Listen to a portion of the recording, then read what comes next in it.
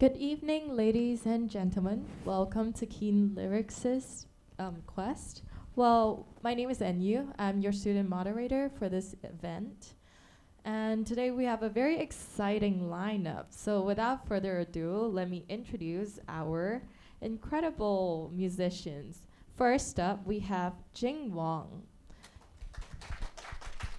Jing Wong is a theater designer and director. He's not only an accomplished musician, but also a dedicated educator. He will share his insights on creativity, lyric writing, and much more. Our second guest tonight is a talented singer-songwriter from Malaysia, now based in Hong Kong. Please give a warm welcome to Lester Lam.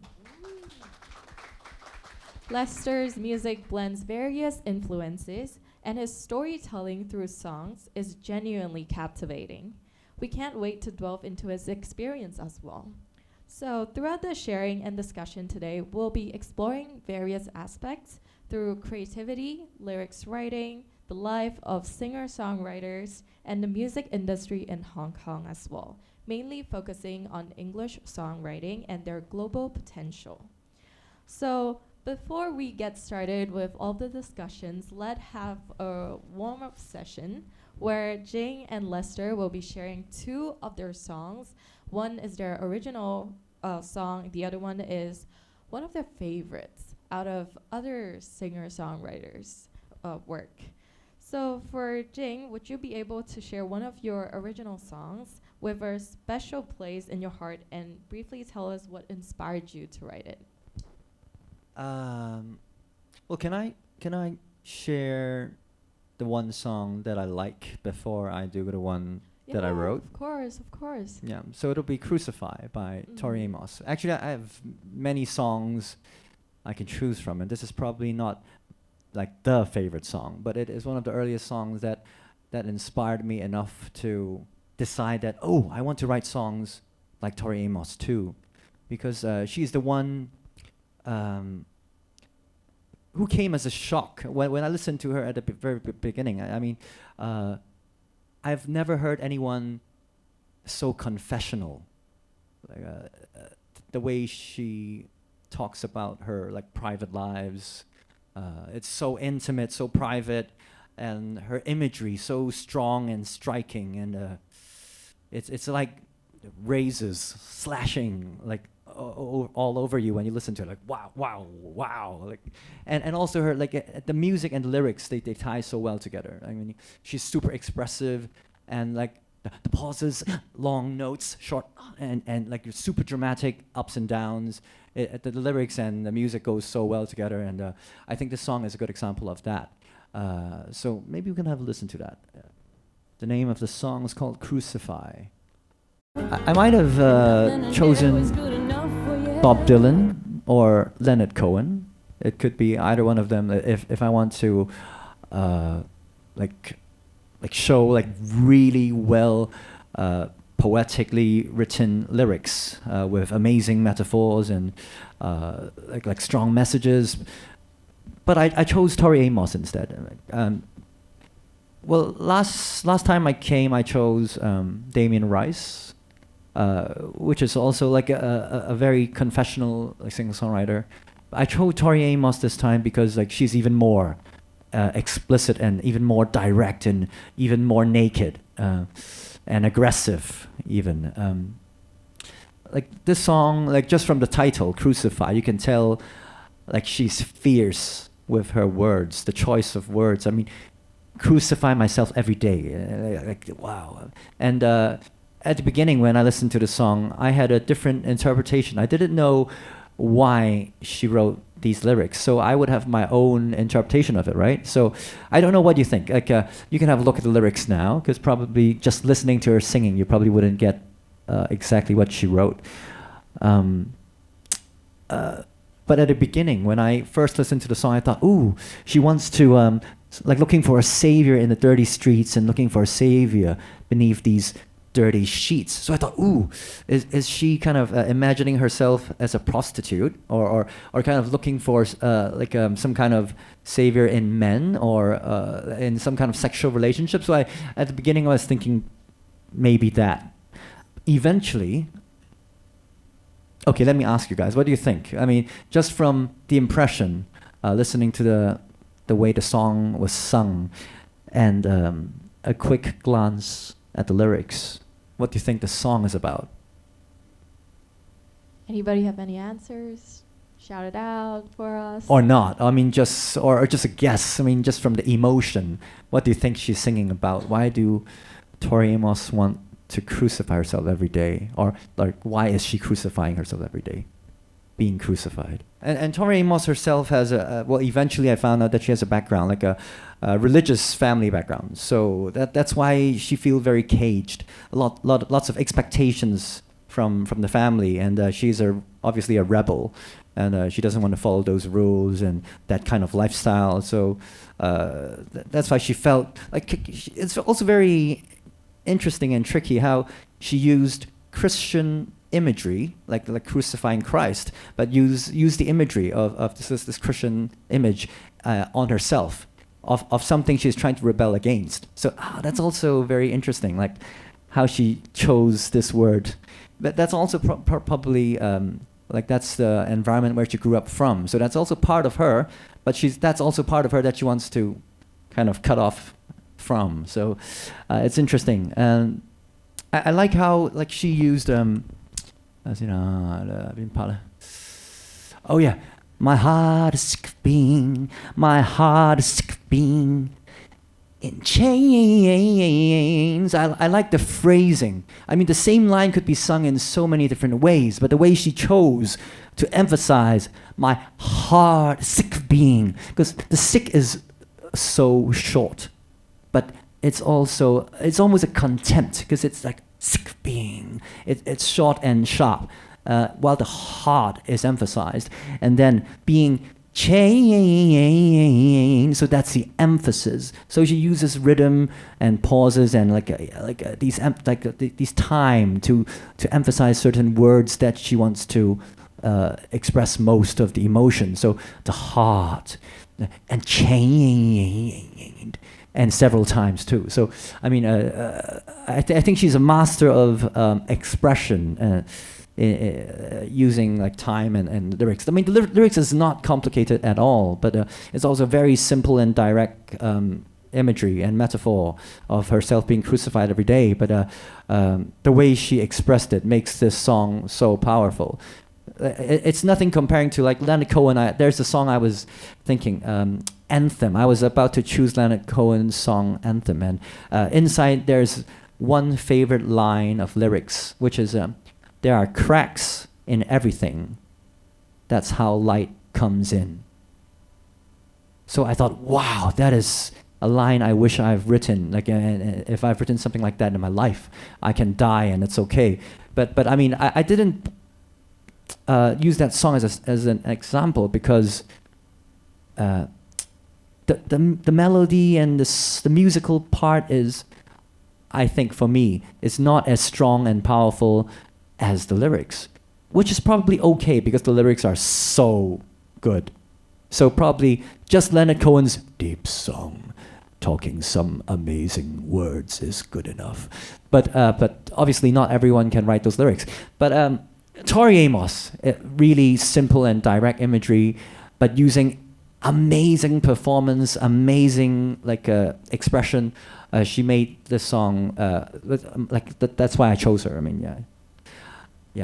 Yeah, I think that's a really great demonstrations of how everybody, it doesn't matter how the lyrics that you feel like, oh, it's not good enough, as long as you tell the stories through how you want to express it, and the accent, like what Jing was telling us, would be able to exemplify it, making the song sound so much more powerful than the lyrics can show us. So I think it's time for us to enjoy an original piece from Jing. Maybe it'll show us more about how you can, through expressions and performance, making the lyrics sound 100 times more than it can tell through papers.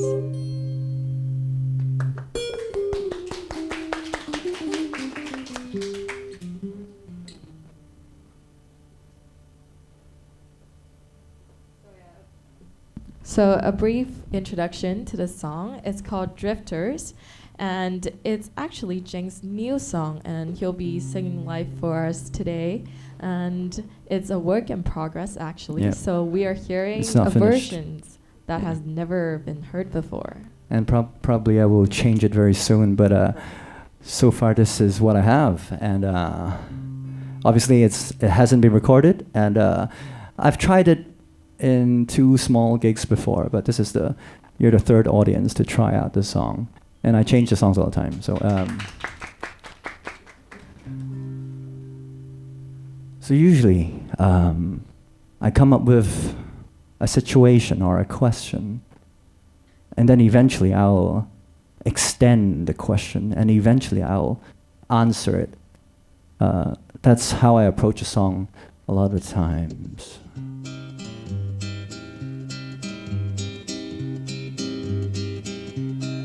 We were born to be lost in a seemingly meaningless quest. We have open doors, but are we trying our best? We are searching for light, eyes wide shut in the dark. What's installed in the night to tempt our fragile hearts?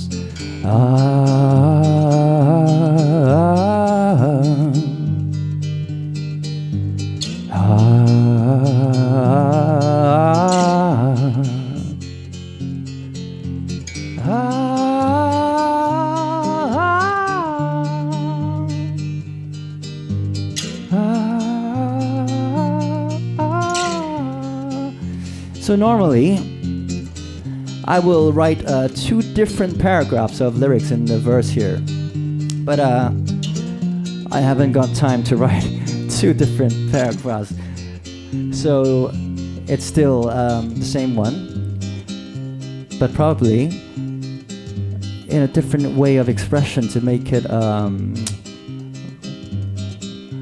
I don't have drums, so we were born to be lost in a seemingly meaningless quest.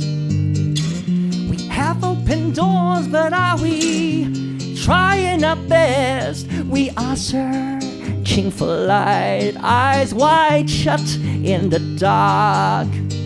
What's installed in the night to tempt our fragile hearts? But where are we really going? And why do we keep on trying? We are drifters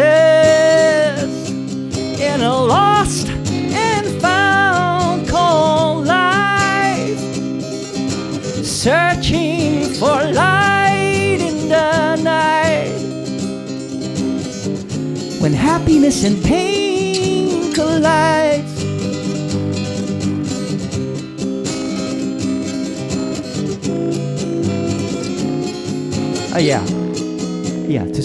to catch a glimpse of insight. Whoa.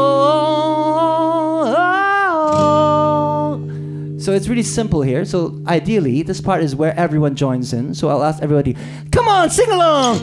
Oh, and I'll say, louder, I can't hear you. Whoa. And my band will help me. Oh, we are drifters. We learn to talk the talk and walk the walk. We are drifters. What is found, what's lost, and what is the cause? We are drifters. How to talk the talk and walk the walk. We are drifters.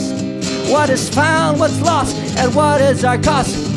And here's the solo part, which I don't have my violinist and I don't have my drummer, but it would be something like. And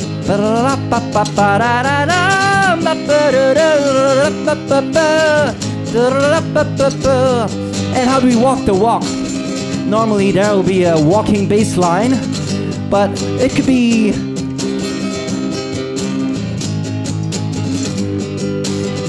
If there's tap dancer. ta pa pa pa pa po pa po pa.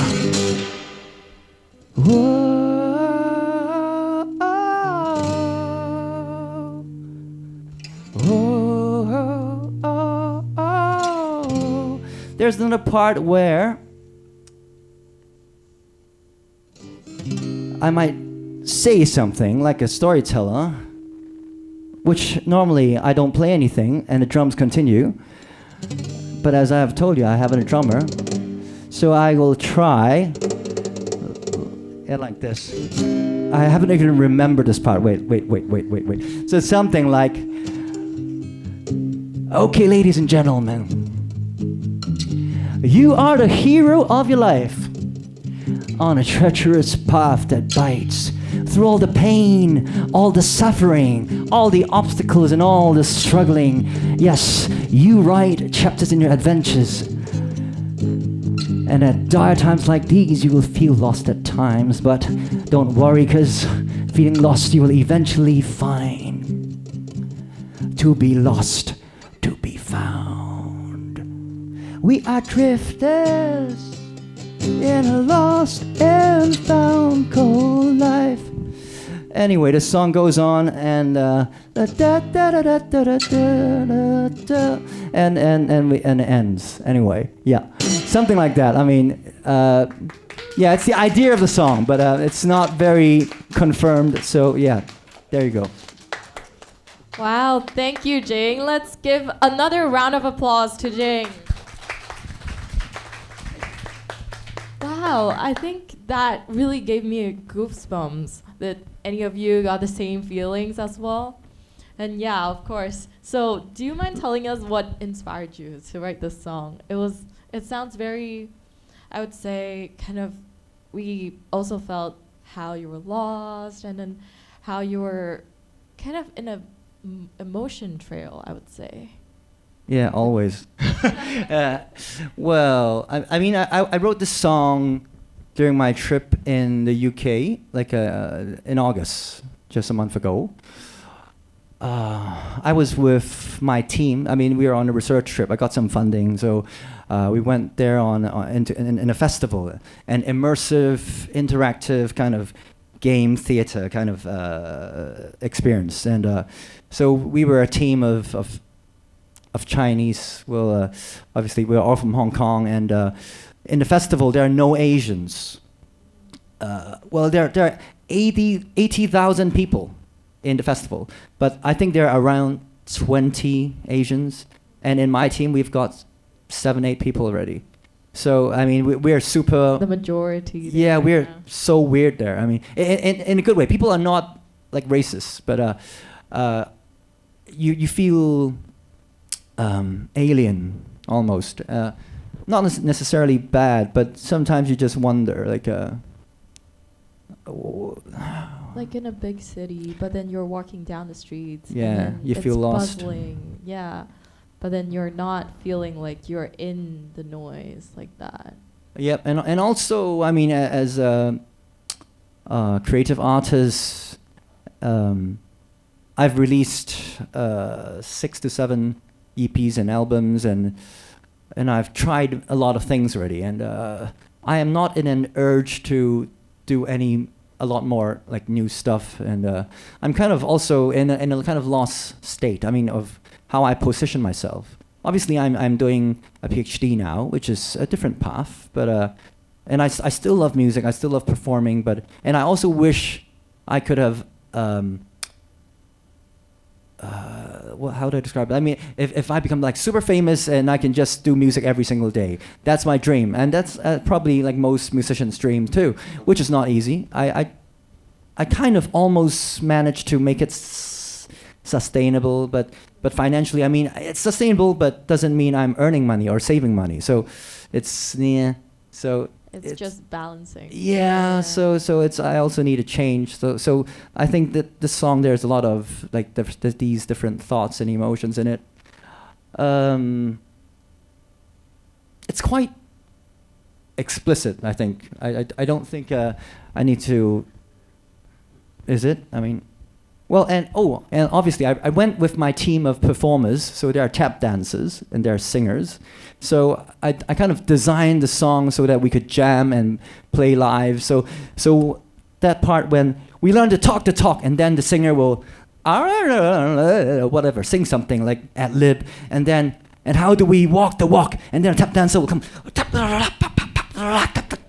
and how do we, and then they kind of exchange. So someone will sing something, and then the other person will, and how do you talk the talk, and how do you walk the walk, and eventually everybody sing, so everybody with the team, because we have like 6 people, so the with harmony will sound grand, and then they'll ask the audience, okay, sing together, but just me, I can't do that and play the guitar, and yeah, it's a bit difficult. But that's how I was imagining the song to work. I kind of have the performance in mind when I wrote the song, so yeah. Yeah, I think just from hearing the description of the performance, we would all love to watch it actually eventually. Well, I'm looking forward to that actually. Thank you so much, Jing, for sharing your original song as well as the chosen song as well. So next, I would like to ask Lester, it's your time. Well, your music is known for, I would say, raw and personal storytelling. Could you share one of your original songs that means a lot to you? All right, definitely. First, I would like to thank Jing for warming up everyone. As you can tell, I'm a very, very, very, very introverted person. So I might be like mumbling stuff, and if you can't hear me, please bear with me. And if you want to like know more, feel free to ask me. This is definitely welcome.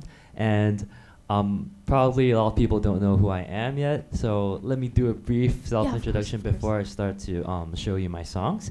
I'm Lester. I'm from Malaysia, currently based in Hong Kong. I'm also a fellow Hong U alumni.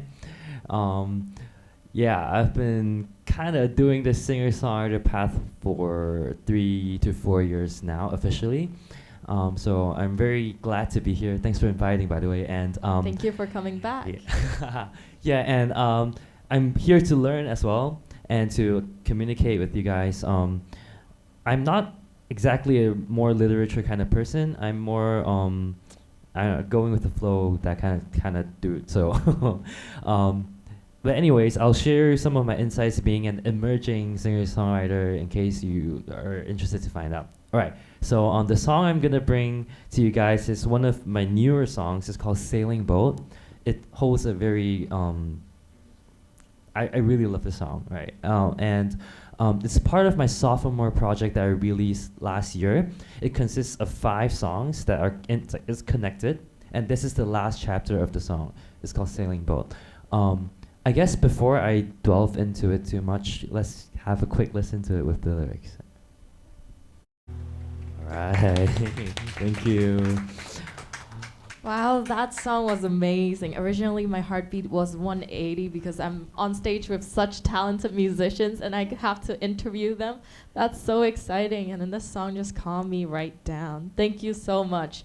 Let's give another round of applause. Woo! Thank you. So yeah, actually, what inspired you to write something about sailing boat? Mm-hmm. Because this whole project was called Aquilo. Backstory, because Aquilo is inspired by the Greek ancient gods. It's the god of the north wind. So I kind of based the whole album on the concept of Aquilo, which is wind. And Sailing Boat was, as I said, the final chapter of the whole journey. I would say it was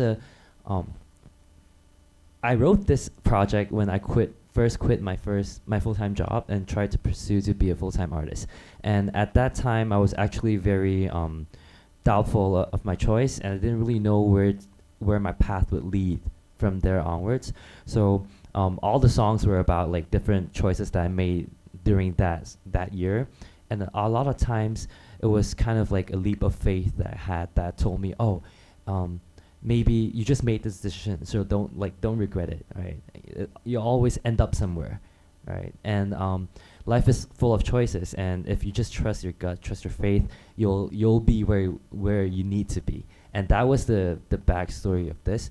Like after all the chaos that happened before, and this was the final chapter where I found this resolution that, oh, so at peace, finally, I'm gonna be looking forward to the next chapter instead of being worried. Yeah, so that was like the whole concept of sailing boat, because the sailing boat follows the path of the wind, right? So it's like the Odyssey, Yeah, the yeah, homecoming. Yeah. Sailing off to a great future, I would say. So thank you so much for sharing Sailing Boat with all of us. We're very honored to have heard that song. And shifting gears to songs by other composers, would you be able to highlight a track by someone that you really love and resonate with you, actually? All right, so I want to introduce one of my favorite singer-songwriters of the generation. He's called Bruno Major. I'm sure some of you might heard of this big name. He's also a pretty recent singer-songwriter. He has been working as a guitarist before, and then he came out writing his own songs. The reason why I picked him is because I think we have similar emotions but expressed in very different ways. And I would say that I'm kind of known among my listeners that I write melodies that are really hard to predict or like memorize. So you normally have to listen to a couple times before you actually know what I'm singing. Sailing Boat is one of the better cases. So if you're interested, you can listen to more. And it was at first a criticism, I would say. People would say that you're not writing songs that are catchy enough, that kind of stuff. But I kind of like think that both ways are doable, right? Both ways are equally appreciable. And Bruno has a very distinct songwriting style from like he has very distinct discography. But this song was one of the contrasting ones to mine because he had very poetic lyrics but very simple structures, and very easy to grasp that kind of melody, but each part he's talking about different things. So maybe we can first listen to the song and I'll talk more about it. Oh, sorry. I hope you guys don't feel too sleepy because my song choices are all pretty moody, but yeah, let's go with it. Thank you for sharing. So I see that this song is very similar to your style. Do you say that it resonates a lot with you and then it actually inspired your work as well? It definitely does. I'm currently, to be honest, like when I started music, I wasn't that into looking into the lyrics. I guess a lot of people are probably will experience that phase where you just listen to music because it sounds good, because it touches you without knowing the language. But language always gives that punch, extra punch you need. And I think by listening to more and more and looking into more and more of those tones, those word choices that people make, it really makes me feel another kind of sense, I would say, another sense to these musics. And I really love how this song in general, it's so structured, but each part are distinct in its own way. Like you can see in the first phrase, it says sunlight dances off the leaves. The whole part is talking about nature, right? And then it ends with the song title, "In Places We Won't Walk."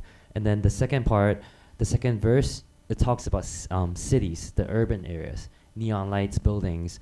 And interestingly, he uses a lot of personification, right? The sunlight dances, right? And the buildings grow. And all these kind of very specific sceneries all seem suddenly very vivid and lively. And that's very important because it's contrasting with the emotions he's trying to say, that these beautiful experiences, these very vivid experiences, we aren't going to experience it together. That's the kind of like how beauty and life contrast with the sad emotions, and that's the part that touches me a lot, because he's not expressing his feelings, but he's showing us the beauty, and letting us feel the sorrow. And another interesting thing I found about how short the song lyrics is, but then he plays with a lot of like contrast. Like he has a lot of short glimpse of sceneries, right? Sunlight, birds, trees, and then suddenly there's the chorus part where he says like children cry, laugh and play, slowly hair will turn to gray. Suddenly 2 lines, you get a time of a lifespan. It's like such a broad scale of time, contrasting to previous like words of very brief moments. It also gives us like how lonely that feeling is. Like every beauty you receive every day is like so little part of your long life, but then you're still so lonely all this time because the people you care for won't walk this place with you. There's so much to talk about. You can see there's also like the third verse. It's actually talking about marriage, right? And that suddenly turns the places we will walk into a very literal sense, like walking down the aisle. That kind of. There are a lot of things that he mentioned in this short lyrics, and I really admire that. I find it, as I said, very contrasting to what my lyrics are, because I don't structure my songs like that. I don't think that, oh, the first paragraph I'm gonna talk about what, and then the second is what and how they're connected. I'm more like going with the flow, but the vibe is very similar though. Yeah. The emotions are pretty similar, but the way we express it is pretty different. I think that's kind of very amazing. And I'm also learning to try to observe more. He makes me feel like I'm not experiencing life the right way. Like I don't look at birds on trees, and I don't, and that's like beautiful things that I'm missing out. And I think one of the life lessons he taught me is that I have to observe more, like how people observing. That's how I like study people, what their personalities are, what their stories are. But the world is just as beautiful, and that's how we make us feel more during our life. So that's what I really like about him and this song. I think that really shows us how it's actually really important for us to focus in our literature class, because it flows into lyrics writing as well. Thank you so much for sharing. Thank you. Both Jing and Lester for your original songs and also the song that you love as well. So next part, we're going into some brief Q&A session, but then I'll ask some questions first for everyone to get started. You can start brewing questions in your mind, and then after this session, then we'll have open to the floor Q&A session. So since we have been sharing a lot about different songs, actually I have a really curious question. Are there particular moments that really spark your creativity to like start writing, or do you, for some unknown reason, just walk down the streets and then you already have some lyrics popping into your mind and then just be able to write songs that are amazing? To both of you, yeah. I like how Keith Richards described it. Keith Richards from Rolling Stones. I mean, he says that he doesn't think he wrote the song. It's more like he received it or kind of captured it. It's there. Imagine like it's like an internet. Somehow he just managed to download it at the right moment. So it's something like that. The words, yeah. Yeah, and I agree with that. But that's also like the artistic way of looking at songwriting. I think a lot of times it could be random and maybe just talking to a friend. Oh, wait, what did you say? Wait, I have to write that down. That's super cool. Or, hey, that rhymes actually. Okay, let me write that down. And, oh, this joke, it's funny. Let me write that down. And maybe one day you'll make it into a song. Or maybe one day, like, all those bits together becomes a song. Or not. But just write things down. But I also have a different perspective. I think if you want to become a songsmith, not just an artist, because I think it's different. If you want to be an artist, just write when you feel something, and you can. It doesn't matter. I mean, and you just it could be a diary, as we were talking earlier. Like at the beginning, it was a diary thing for me too. But instead of writing down every day, okay, today something happened, blah blah blah, I write a song. But eventually, if you want to be a songsmith, which means you kind of it's a craft. It's more than just an expression. You probably want to write some songs for other people. So sometimes you have to tailor-made. Write the story about that person or help that person express his or her feelings. Or it's a commercial song for an advertisement or something.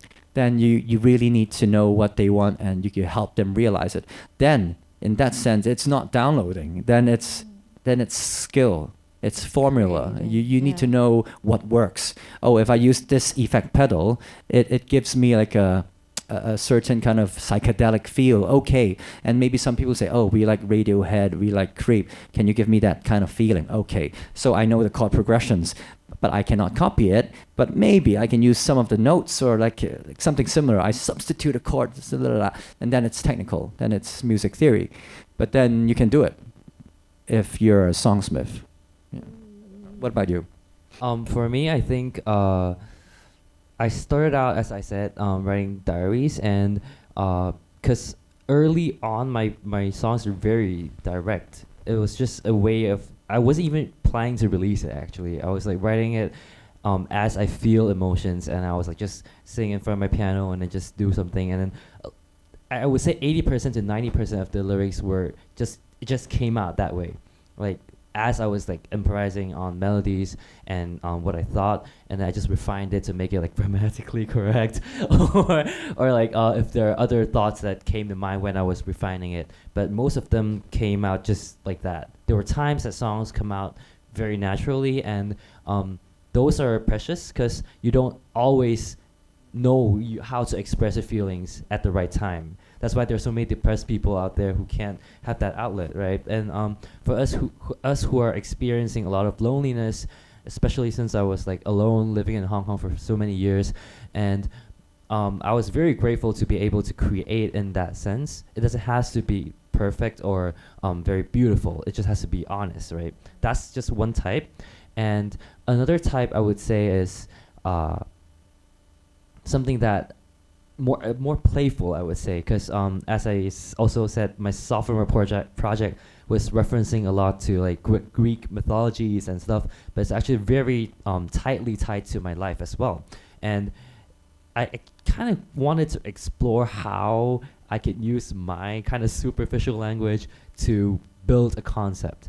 All right, so I went to like do some research. I went to look into how people, like, you know, as a game lover, I play RPGs too, and then you know those people, those heroes are like born in the town, and they want to explore the world. That kind of thing suddenly hit me one time, and I was thinking maybe like my life is, it's a bit like Zhong Yipeng. Maybe my life is like a hero, and I'm just I have to escape this place and then like build my own future. That kind of. Do you play Dungeons and Dragons? Yeah. You do? I actually did. Oh my God! Okay, I'll We'll talk to you later. later. Okay. But yeah, so that was a kind of a fun kind of project for me to actually think about what I was trying to craft. As you said, like I do know that I don't read epic poems. I don't read those very hard, you know, literature stuff, but I like it, you know, so I just did what I could do, the research, and then try to fuse more of those elements into my writing,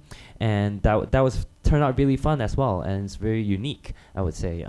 So people who listen to both of my projects would have a different feeling of what I'm trying to express as well. I hear what you're saying is like, oh, usually it starts off as more personal, but then as you're going more and more professional into the career, you need to write for the audience as well, for, let's say, commercial reasons or for other artists. So how do you say you would strike a balance between writing something that is personal and touching and have connections with your audience and versus something that is relatable for broader everyone to listen to?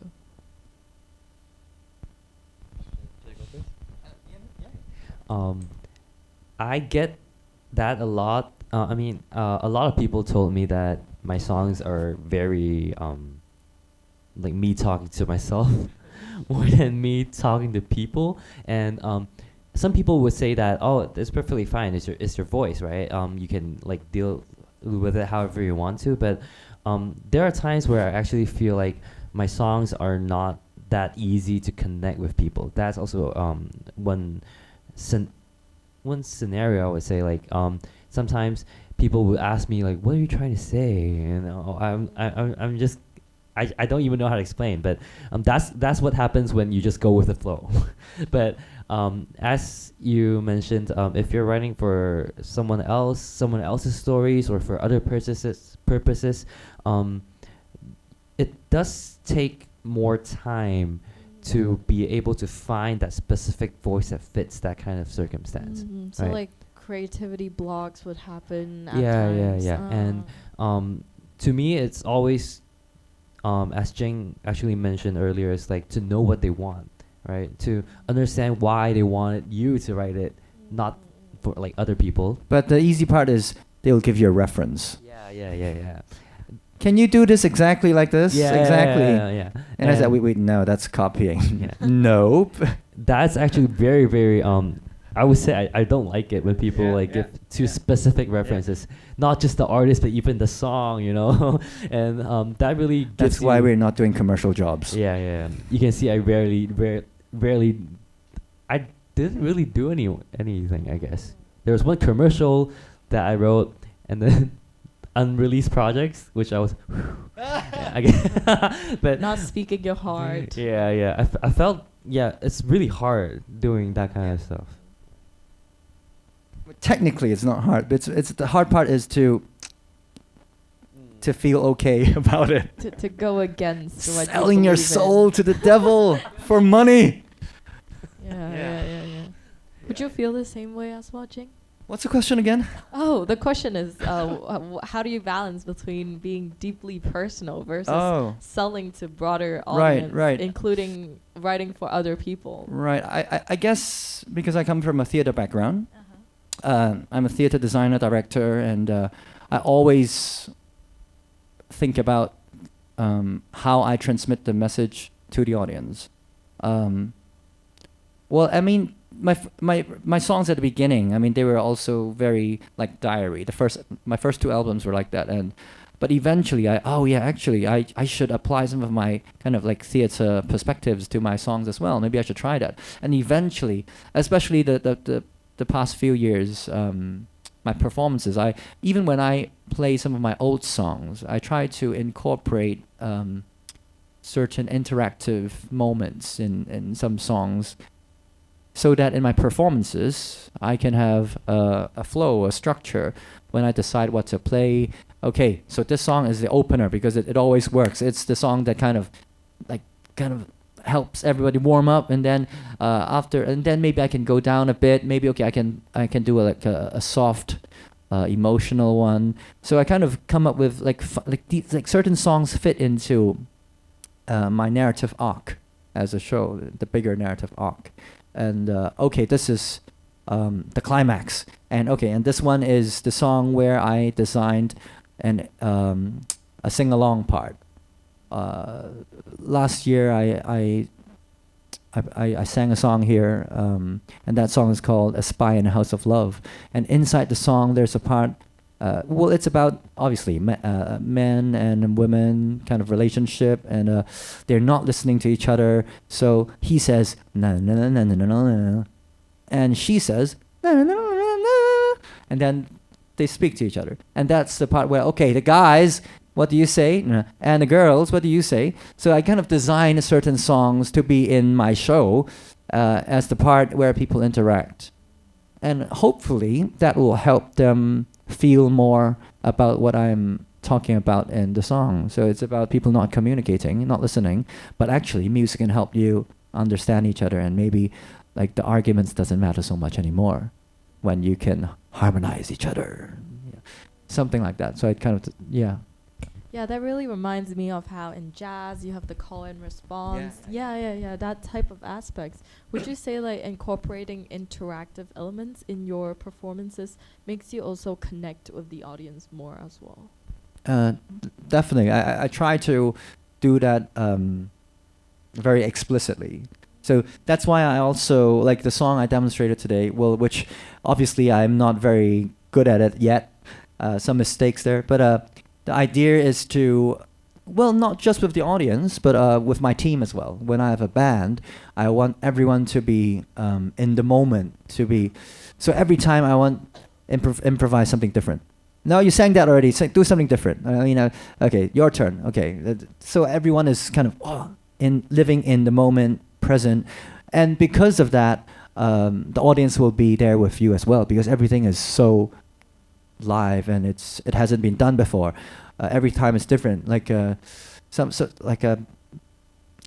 is one of my audiences that come to almost every single one of my show, and I sometimes feel really guilty. I mean, yeah, it's the same set. I mean, why are you still coming? I mean, and then she said, well, it sounds so different every time. I was like, oh, okay. So I understand something that I'm doing right, which is the way I'm doing it. I mean, to be living in the moment and super expressive about how you feel that day. The same song can be slightly different, and the audience can tell the difference. Yeah. Always bringing a new elements to the audience. Yeah. I think that's really amazing. Would you be able to share a memorable or unexpected moment from your career that you found really rewarding, actually? That's the moment you're like, I've been doing it all right, and I love this life. I'm too inexperienced to say that, but I guess there was one instance where I think I mentioned this story before too, is that one of my listeners actually direct inboxed me. It was when I first released my first album, actually, and because I did one song every month, kind of, and she told me that because she was battling with a certain disease and she has to be hospitalized, and she said that every single month she was looking forward to new releases that could calm her, and that was really, really good to know that I'm just writing my diaries, and but that actually gave that much energy to a person who needed it, and yeah, I've been following up on her situation. She's getting better, and she's going on exciting adventures with her life, and I'm more than happy about being able to do this when I'm choosing this career, because I started out because I needed help. I think I was helping myself, and now I'm helping others, and I really respect this career, this path, because a lot of people who influence me are also helping me with their craft as well, and so this is a very one of the biggest reasons why I'm still doing it, even though it's very struggle. Fellow musicians would get it. It's very struggling to hold on to your faith in making music. So would you say that it's like in recent, industry landscape, it's kind of really hard for musicians to develop as well? Or would you say it's actually getting better? We are seeing a potential in the future music industry. Well, it's from my observation, actually, I wouldn't, because I wasn't really into the music scene when I was like in college, especially because I grew up listening to a lot of Taiwanese music, actually, and when I was in Hong Kong, I seldom listened to Chinese songs, and that wasn't a part of my focus of my life. But recently, as I stepped into this music world, I realized that I heard that English songs weren't that widely accepted, or that's not the way to say it, but like people do listen to it, but people wouldn't like know every single word of the song when they play, or they just treat English songs as like good vibes, right? Like, you hear it, oh, I know this song. Like less popular and Yeah. Like unlike those Chinese songs, if you play the intro, they know the first word to the song. You know what I mean? They sing along with it. Yeah. completely. And that was tell me about it. and that was a really big cultural difference for me because I don't listen to Chinese songs at first. You know, I did some backing vocals job for some artists in Hong Kong. One is Janice. Yeah, Wai Lan. And I had to study 20 plus of her songs, all in Chinese. Wow. Yeah, in My that God. 1 month. And I'm also doing the backing vocals for it. Oh. And it's really crazy how like on stage, it was even a Honggun. So I remember so clearly that the intro is everyone's like screaming and then they sing along to it. I'm like, I don't even know what the lyrics mean and everyone's singing along. You know, that's very, very, very interesting. But recently, from what I know, like one of my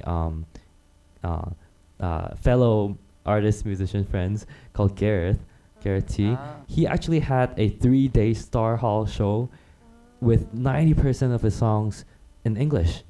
And and in the audience, I see people actually singing along to it, and a lot of songs were even made before he went like famous. You know, the people listen to his old work, and The scene is changing a little bit. yeah. I feel like it's definitely more embracing more variety and diversity. I think I share some of your sentiments about how being a songwriter in Hong Kong is hard, but I would put it. I mean, my angle is slightly different. I would say that it's. I mean, for me, it's very easy to feel insecure as a singer-songwriter or an artist. You're never really sure whether you're good enough. You're never really sure whether you have enough audience or if you have an audience. I have been doing this for over 10 years and almost 15 actually. But I know I have an audience, but somehow you can never be sure. And that kind of insecurity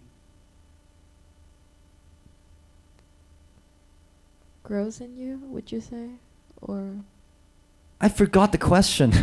oh, no worries. Yeah, the question is, how would you comment on the current English music like industry or the landscape in Hong Kong?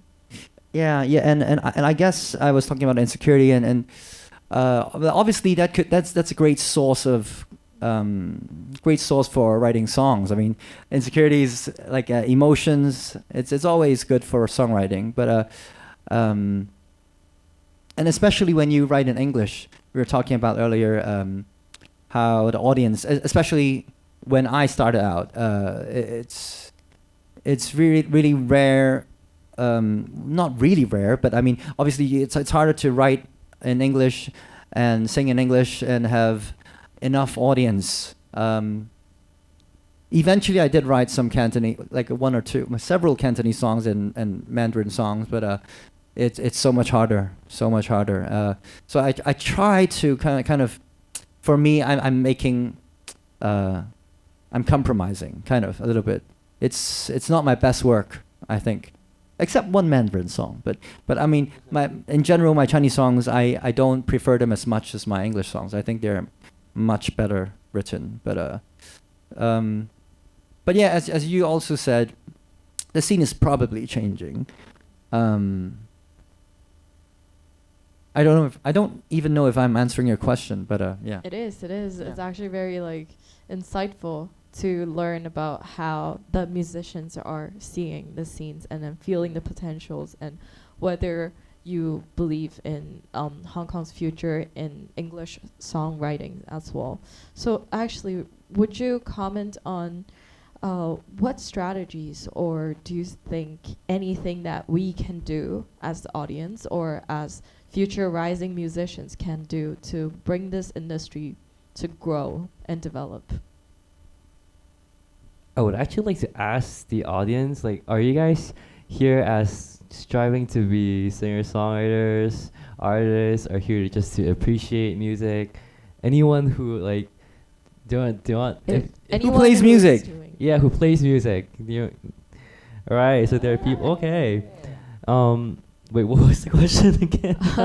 What do you comment on? How do we, as audience, as future musicians, whether we are going professionally or not, can help to develop the landscape? Okay, so personally, as audiences, I'm still trying to do that as well. I would encourage you to listen to all kinds of music. That's very important. Whether you're just listening, a casual listener, or people who study music or work with music, it's very important to broaden your scope of knowledge, I would say, or exposure. And you will definitely, like for me personally, I am not a fan of like heavy metal and that stuff. But then when I get to listen to it, there's always parts of it where I actually liked it more than I expected. And that actually is very inspiring, not only for my own craft, but also it makes me appreciate everything a little bit more, right? I think I'm not trying to say that it's a bad situation currently in Hong Kong, but I believe that people are used to listening what they used to.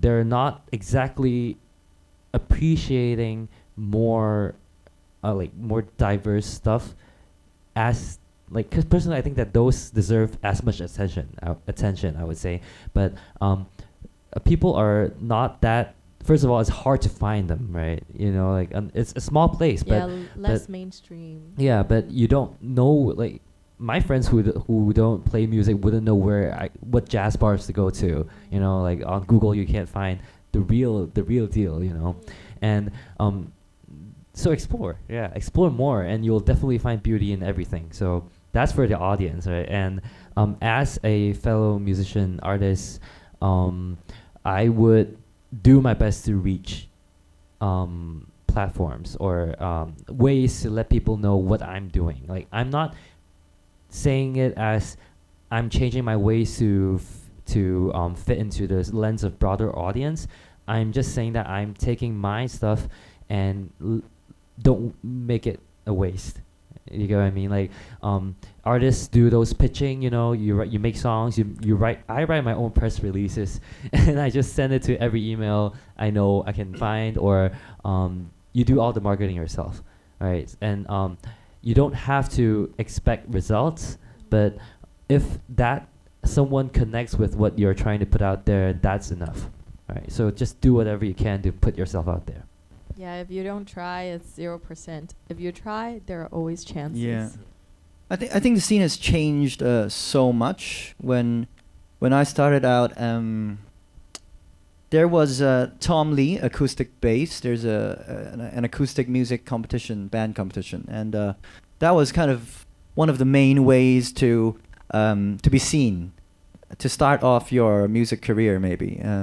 Especially for if you're like a singer-songwriter or your band is playing acoustic stuff. So many of the people who continued to like form indie bands and made a name for themselves at the beginning in my generation was from the Tom Lee competition. But eventually, I mean, I think that seemed to have faded out now. And there's so much more platforms, as you said, like social media, Spotify, YouTube, so many ways to be seen. So like competitions like that don't seem to be like favored so much anymore, and I think that the way is to have a broader vision. Don't limit yourself to Hong Kong, because if your songs are popular on Spotify, you know who listens to it. Oh, how come there are like 2,000 people in the UK listening to me? Then maybe you can do a show in UK. Or oh, there are like 500 people in Bangkok. Wow, what? Okay, then you can go to Bangkok. So it's right now really the sky's the limit. Well, obviously it's also easier said than to do it yourself. I mean, I tried. I think I wasted a lot of my effort when like several years ago. I didn't have enough connections in mainland China, but I went to over 30 cities in 4 years' time, like 4 summers. I just planned my own touring, and it was amazing. I mean, there are so many cities that I have only heard of, and once I've been there, a lot of them really impressed me. And like some I even imagined, wow, if I live here, what a cool life. I mean, living by the lake here, and like there are many cities that I really love in mainland China. And obviously the live houses and the audiences are so enthusiastic. Oh, so there was one question just now, and I want to say that the moment I think that made me want to continue do music, or I really have a strong memory of, is when I was touring. I went to Beijing.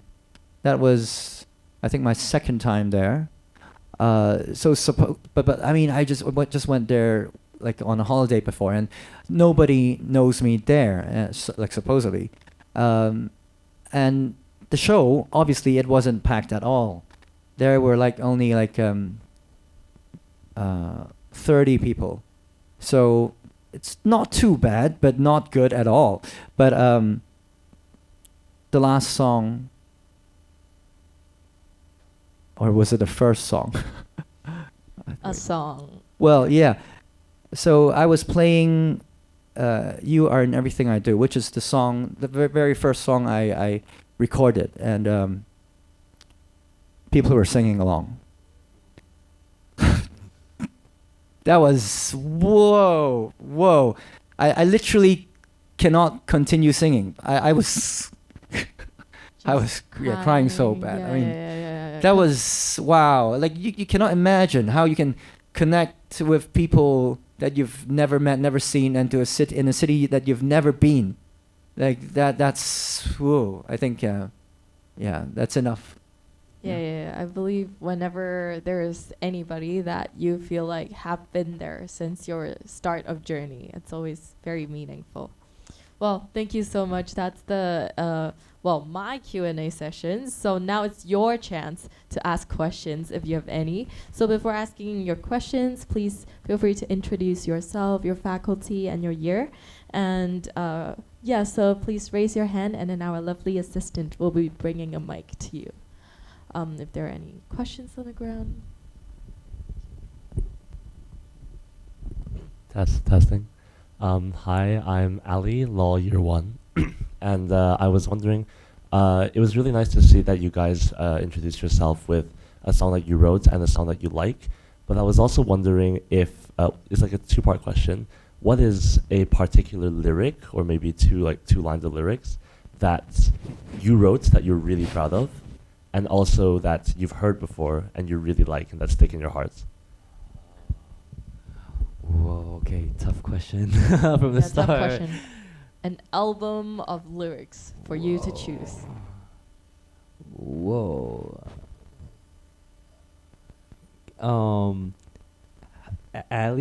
Hi, Ali. This is I would say for now, one of my songs. Can I cheat? Can I look at my lyrics? Of course. I want to look at my song list actually. Do give us 2 minutes to think about it. Okay, so let me tell mine. Well, inspired by a song written by Patti Smith, Gloria. That song, I just heard the first line, and I thought, wow, I love this singer-songwriter immediately. So, and what it says is, Jesus died for somebody's sins, but not mine. Jesus died for somebody's sins, but not mine. And I thought, whoa, I want to write like a song with the first sentence kind of punching the audience. Wake up! So I did my version. I mean, it's nothing related, different context, and it's not even that. It's not. Well, it's a huge statement, but it's not like kind of punchy music-wise. It's the same song that I was talking about. He says, she says, that A Spy in the House of Love. The first line of that song is, no, you don't really love her. You just love the idea of her. No, you don't really love her. You just love the idea of her.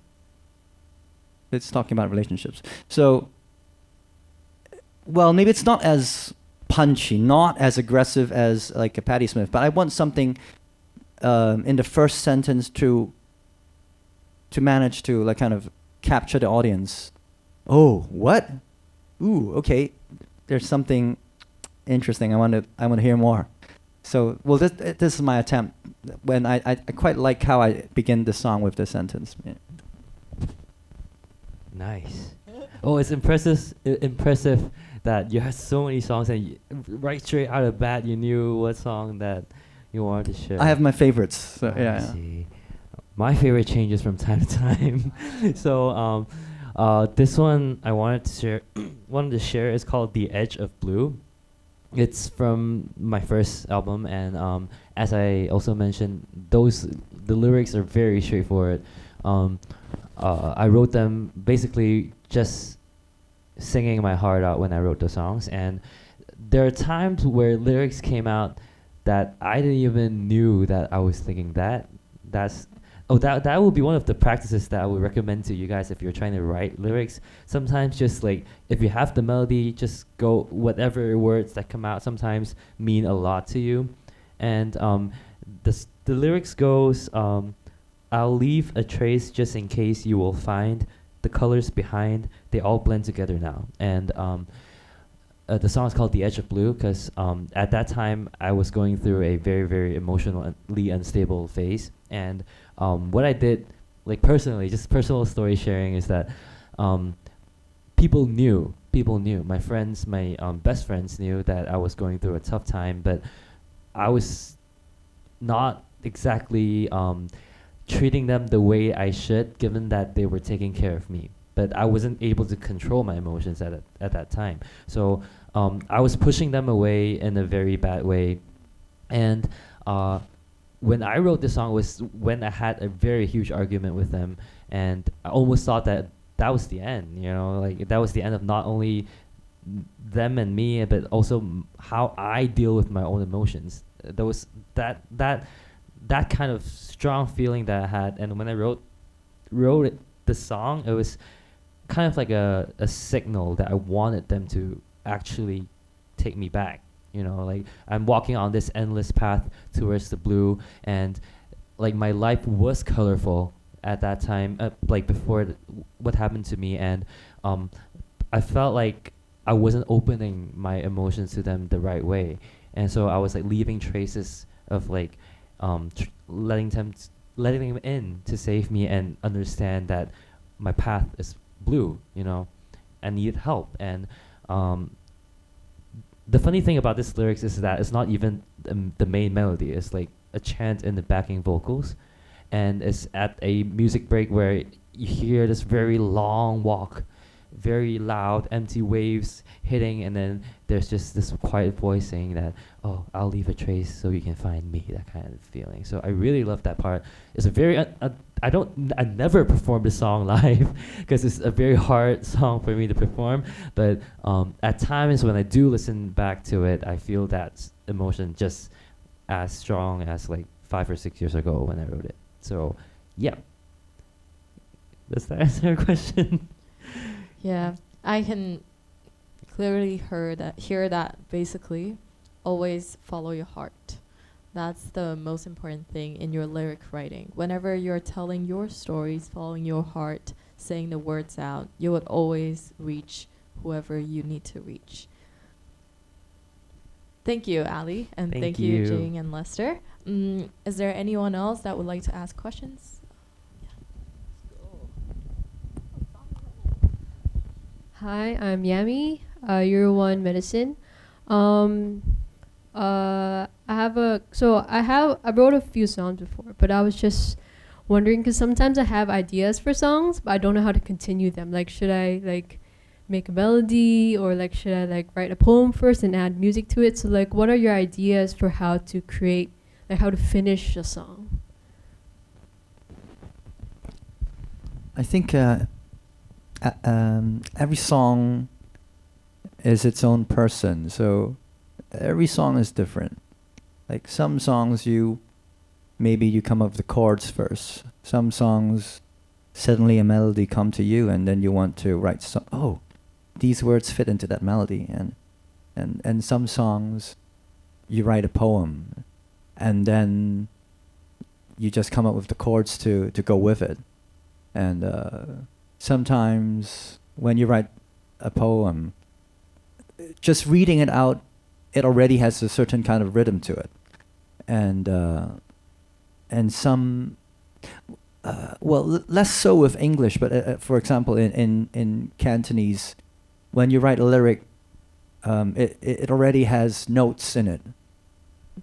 And in English, there is a little bit kind of an inclination to certain words too. Like immediately, where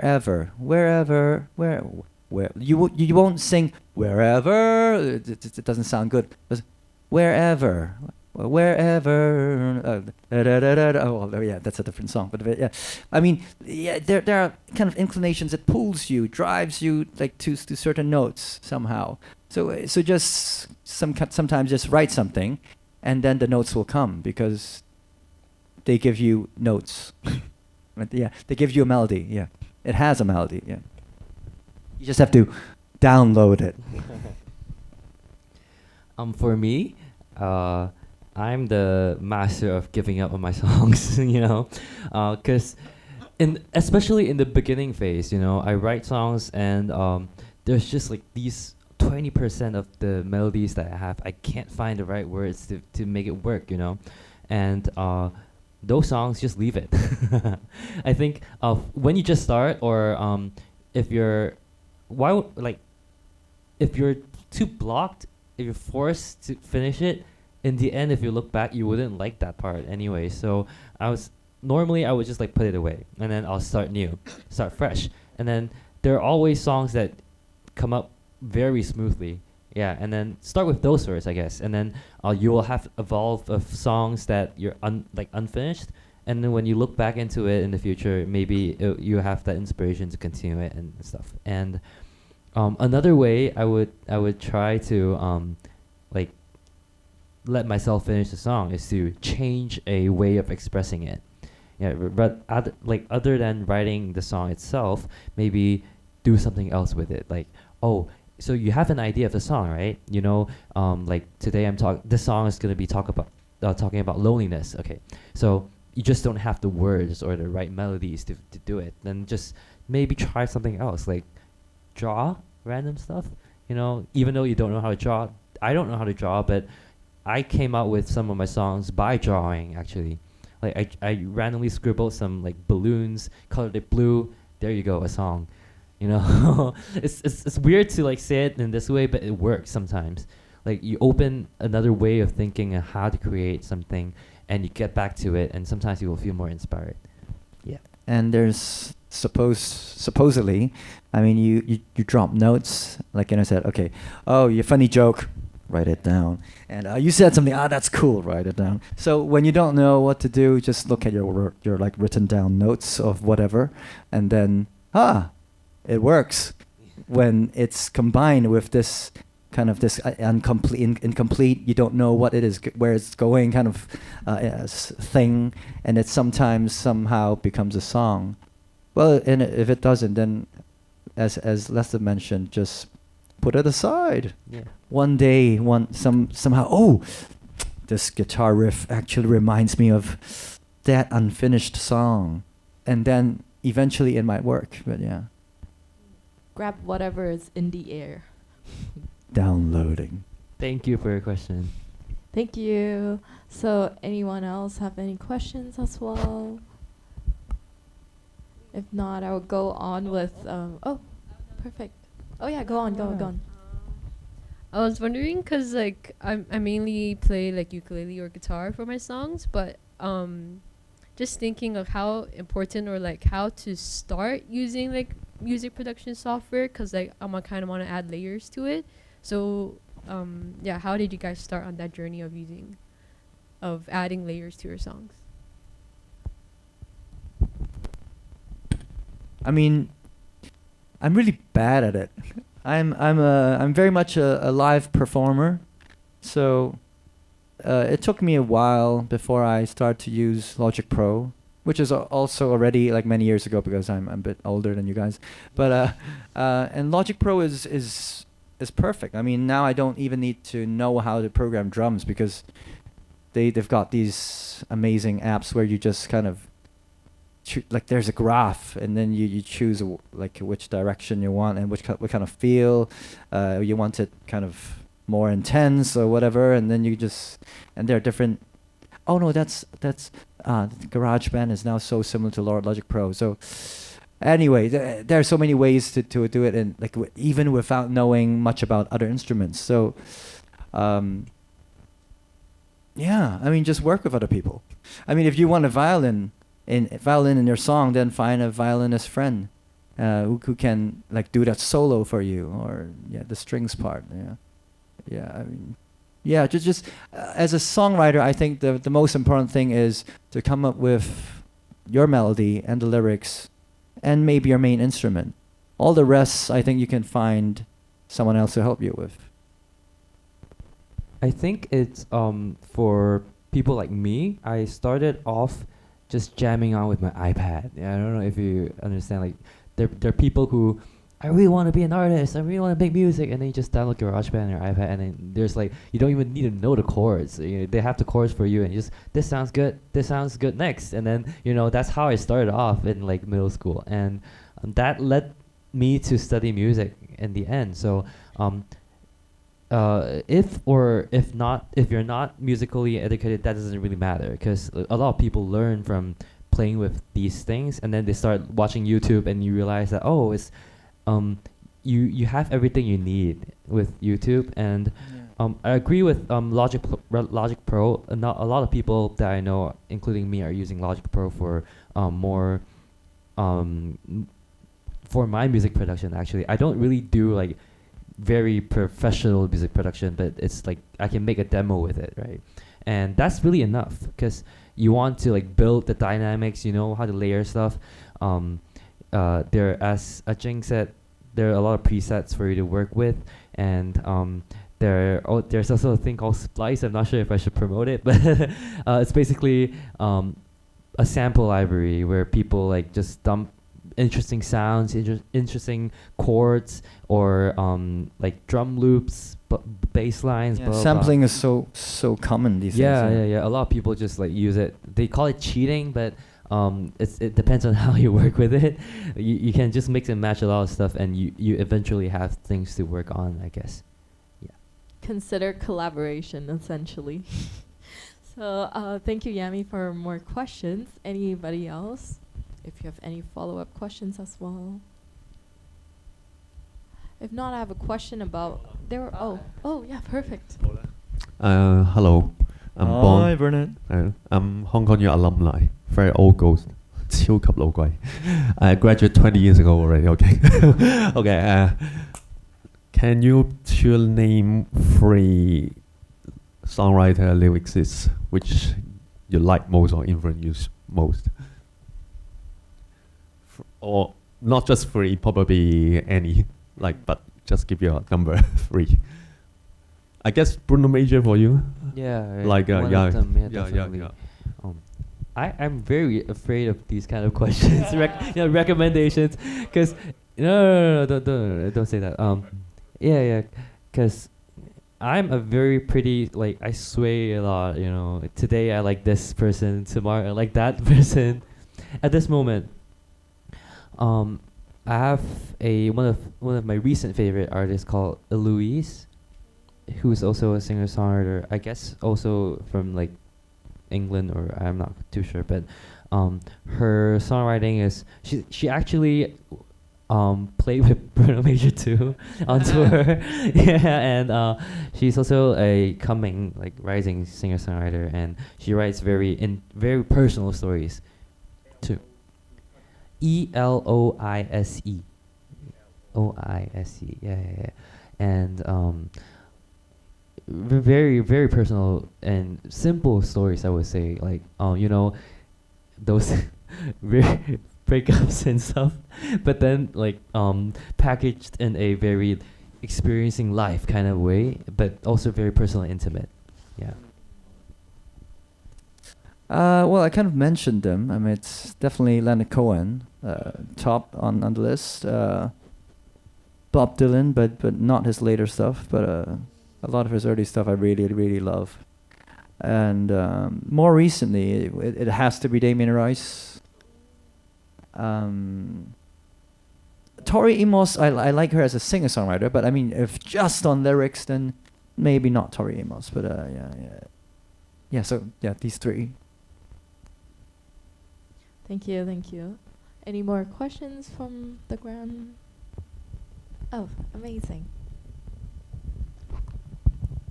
So oftentimes people will compare lyrics to poetry, and something that's unique with poetry is the idea that how people interpret it might not actually be the way that the original writer imagined them. So what are your opinions on people looking at lyrics that maybe you wrote or lyrics that you enjoy from a different perspective? Are you supportive of them? What thoughts do you have on that in general? Thank you for your question again.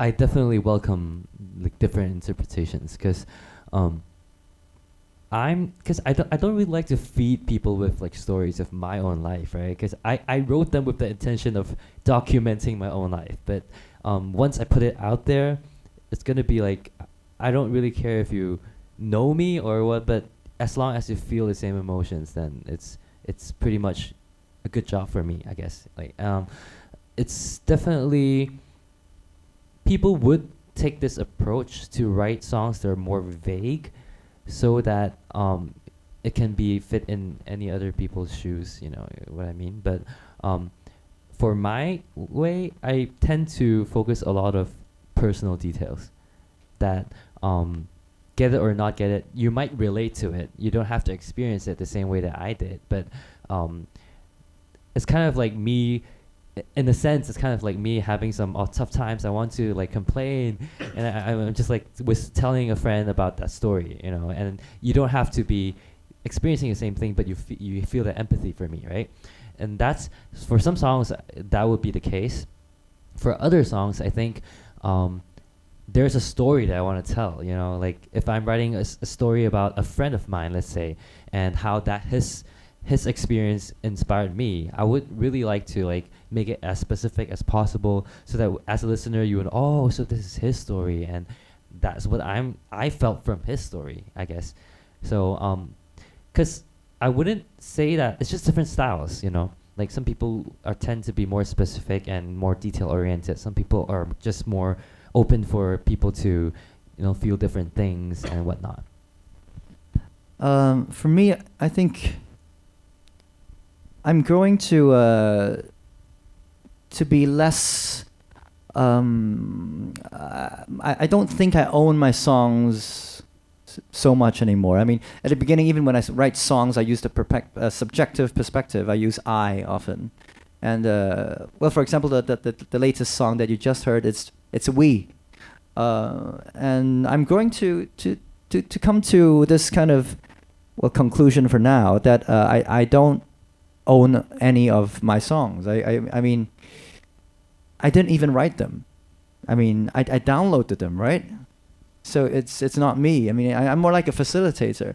I'm just good at facilitating my own emotions or what I see out there, or what I just captured something. I mean, there's a fish. I caught it, but I didn't make the fish, right? That's how I see it. Okay, so I caught a fish. I caught a song today. So I didn't write the song. I caught a song. So I don't own it. If you want to eat it, eat it. And I don't know if it tastes good or bad, but I mean, it's not mine. Yeah. I think there's one thing I would like to add on to it is that as a creator, artist, you do want to know what people feel about your music or how they understand your music. That's one important thing that I realized recently, because you know how people say that I'm always like talking to myself when I perform my songs. That's because if when I do live, as with the stage fright that I have, and like most of my songs are more like quiet and personal. There are like groovy, funky songs too, but most of them I just feel like I'm talking to myself even when I'm performing, you know. And I'm just like this closing my eyes always and then like looking at I don't know what, but some people feel it, right? But others don't. And I think it's important as well to know what people feel about your music, because if not, I wouldn't know that people think that way, you know? I wouldn't know that, oh, yeah, all right, when I'm saying like, 肉緊地, 唔知點講, like very emotionally, let's say, I realized that I'm like this. So it's a good information to grasp and to evaluate, but however you want to like deal with that information is your own story. But I'm very interested to know what people feel about my songs. You know, even if I release a new song, people comment, "Oh, nice song." I'm like, "What do you feel about it then?" You know, you want them to like even debate with you on stuff on the songs. You know, that's pretty fun. As a creator, you want to know as well what people perceive your music to be. Yeah. At one point, your work is our work, essentially. You want to touch, feel, and understand others as well. Thank you, Ali, for the great questions, and thank you, Lester and Jing. Any more questions over there?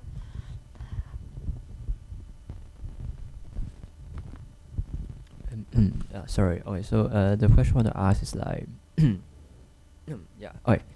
It's like, when do you know your work is really finished? Like, if you don't have a deadline, like you write a whole song, you write something. Like, when do you know that it's done? Like, it's real done. Like, you're not getting back at it. Like, or you won't be like, several years later when you look at it, you feel like it could be better. You know, like when do you know it's to let go? It's never finished. Oh, it's never finished. Agreed. Yeah, that's why I try to do it different live, so, like all the time. I mean, if I come up with a new idea, okay, I'll change this. Especially when I first started busking on the streets, 哇，幾耐之前呢？ maybe like 10 to 15 years ago. So to me, busking on the streets, obviously I play my original songs, but I always play unfinished songs because I want to. It wasn't recorded and it's not finished. Sometimes I just wrote the verse, and then I just continue singing the verse because I don't have any more lyrics, or I just sing the verse differently. I change the melody. I'm testing the melody and testing the reaction. So the same verse might sound very different to other people, and it just seems to work better. Okay, I'll remember this next time. I'll sing it this way, and then when I don't have a chorus, I will just ad-lib something, and then whatever, and then it's they like this. Okay, I might keep this melody or not, and then eventually the song will become more structured, but it doesn't mean it's finished. You might say that once it's recorded, then it kind of has kind of a more complete image, but because I prefer live songs, and I think live music is what defines me, and so I don't care so much about recordings. so that's why the songs are always alive, because I play it differently every time. So yeah. In my case, I think I used to be, as I learn more, because I'm practically still learning about music, and Me too. yeah, when I get to learn more about music, you realize the small things make that much of a difference, and that's when you know that it'll never be finished, because I keep learning, and there will always be updates or upgrades to your stuff that you might like want, you know. But that at first it really hindered me from releasing music. I think a lot of my fellow artists friends are having the same mentality. They would work on a song for 3 years and still not releasing it. They would play it live every time, but still people, where can I hear your song if I can't hear you live, you know? There's no way. And when you release it like 5 years later, it doesn't mean the same anymore to me, I think. And I have a song that I'm still playing now. It's written in 2018. Wow, that's like 5 years ago, and I still haven't recorded it. And you probably wouldn't want to anymore? Actually, this one is the rare occasion that I actually do. Favorite. This is, yeah, I still love it. Yeah. I see. Yeah. So I've seen cases where people just like give up on a precious song that they made just because they thought that it will never be finished, you know. But people make remixes all the time, you know. I don't have to wait till I have the 10th mix on my own song and then it's good to go. I can always remaster it if I really think it has to be that way. But I think it's interesting, even in my like earlier works, people can tell it's so amateurly done, you know. The melodies, the lyrics, some of them are like, oh, like primary school level English, so who cares? Yep, you know? I hated most of my recordings actually. Most of them. But it's like a record of that period of yourself, so it doesn't have to be perfect, you know. I would suggest people would just release whenever they feel like it. It doesn't have to be like perfect. And just come see us live. Yeah. Oh yeah, there's also an experience I had is that earlier this year I had a show with my friends, and then it's called Somewhere Apartment. Fellow colleague mentioned before, because we weren't expecting to do a full rearrangement to all the songs. We had like 20 songs from 3 artists, and all of them were rearranged to a different style. And I think, as like you said, performing live is giving your song a new meaning, you know, a new soul, and that's the more important thing rather than the documentation, because it's always going to be new, right? So it's always going to be a work in progress. You just have like a basis, a foundation to work on if you release your song. Yeah. Actually, on top of that question, I think I would like to interpret that question in another way. How do you know your song is ready to be performed live or to be recorded? At what moment does it hit? Anytime! For a live performer. Yeah. Actually, I really don't mind f***ing up. I mean, I f***ed up like a lot just now, but I think it's good. Yeah. Good to f*** up. And intuitively, and like, for me, it's gut feeling. You know, like, especially like when you have a project of work in mind. For me, I have like a like if I have a project, let's say 5 songs in the EP, all right, I have this specific goal. I wanted to do this EP because I quit my job. I want to like start on this new direction. It perfectly reflects my life at that period of time. Then there's no point of waiting 3 years to share it, right? I didn't even have a full picture of the project. I already started release singles. Yeah, and if I don't, it probably wouldn't take. It would take 2 years for the EP. I thought it was so long, but if I didn't like force myself to put it out, it probably still isn't out yet, I guess. Yeah. Thank you, Jing and Lester, and thank you for the question as well. Is there any question? Oh, perfect. Yeah. Just wondering, how do you guys decide to use English as your main song? Like, cause from what I hear, you guys are bilingual or trilingual. Where are you from? Sorry. Hong Kong. It's a local Hong Kong, right? Oh, good. I wrote English songs because I'm not from Hong Kong, and I can't do Cantonese. Like from Malaysia, we do listen to Cantonese a lot. I don't personally speak Cantonese at all.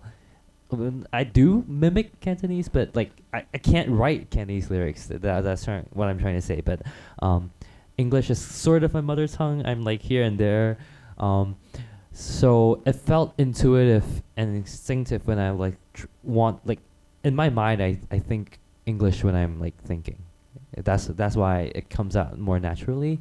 So it's and I'm trying to do some Cantonese too in the future, I guess, because a lot of people do want me to try. I don't mind trying, so I'm learning and I'm getting there. Yeah, so I started off English because it feels more comfortable for me. Same, it's just easier. English, you can bend notes and it still kind of makes sense. Mandarin is also bendable, so Mandarin is also pretty easy comparing to Cantonese, which is super difficult. 3點半牛腩麵我請你 is nine vowels. I mean it's so hard to 填詞, you know. Terrible. I mean I wish I could write in Cantonese. I mean, I could. I mean, but it takes at least 10 times longer. I can write an English song. I mean, if not minding the quality, I can write an English song in 5 to 10 minutes. Anything. I mean, I can just improvise and it will still kind of make sense. It might not be amazing, but it'll work. But Cantonese cannot happen like that. I mean, unless you already memorize like thousands of rhymes, which like some rappers do, but rapping is just rhythm bass. If you want melody involved, then it's almost impossible to improvise. It really is impossible to improvise. Yeah. Thank you for the answers, and thank you, Yami, for another amazing question as well. Is there anybody that wants a question? It will be our last question, actually. So use your precious time for the one last question. If not, then I'll ask, would you be able to give us one last tip for all of the aspiring musicians or people who have friends who are aspiring musicians for their creative process?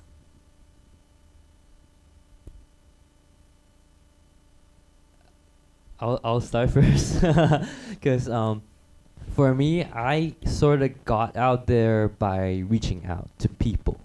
Yeah, I started off.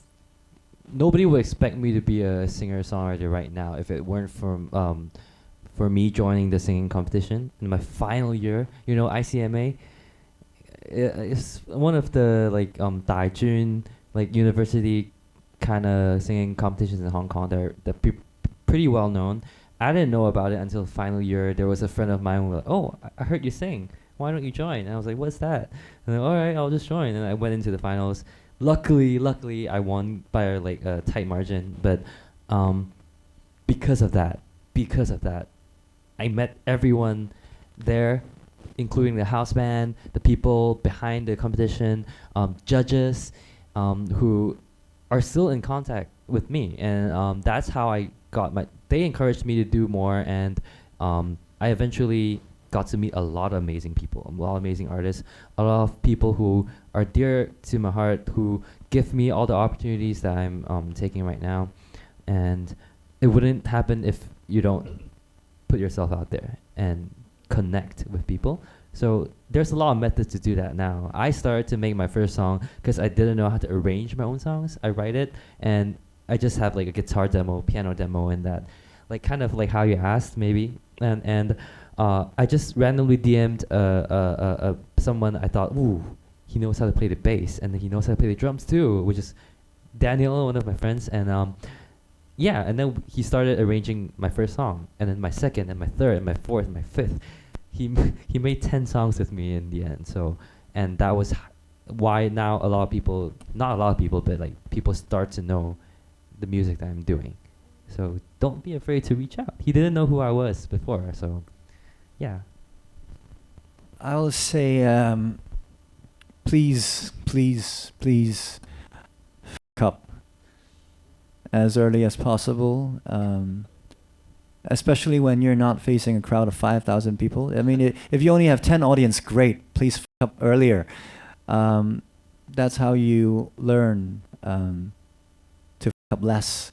You will still fuck up, but I think that's really important. I mean, every song I always try to fuck up more at the beginning, so that eventually I can perfect it.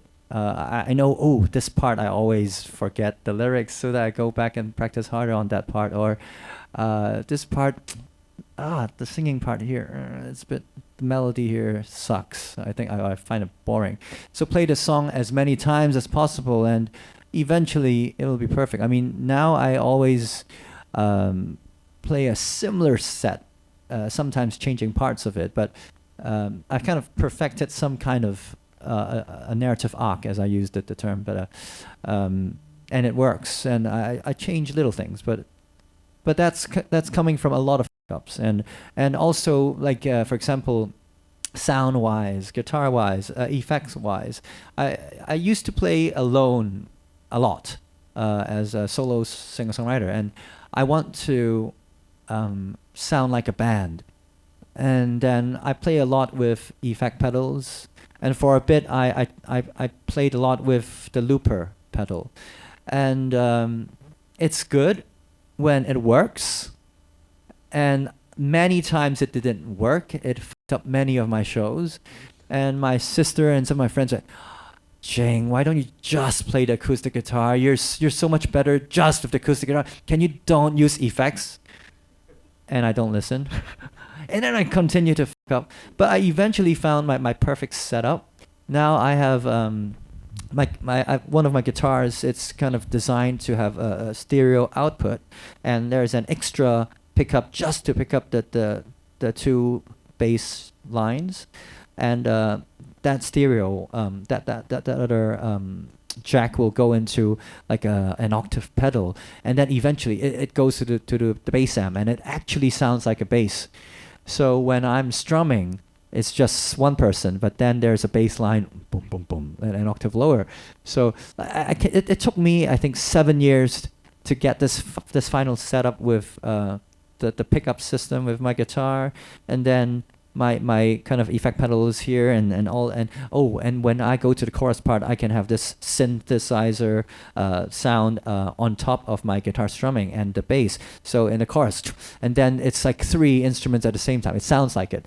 And then when I sing the chorus again, I want the sound to be louder. Okay, so I have a harmony effect for my vocals. Okay, so that too. So eventually I can be one person, but I have a chorus doing harmony for me. I've got a bass line, and I've got a synthesizer, kind of like a strings at the back for my chorus. So, but it took me so many fuck-ups. So please fuck up more, and as soon as possible, do it.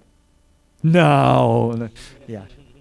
So be brave, get out there, always reach out, and don't be worried to make mistakes. So that's the end of our session today.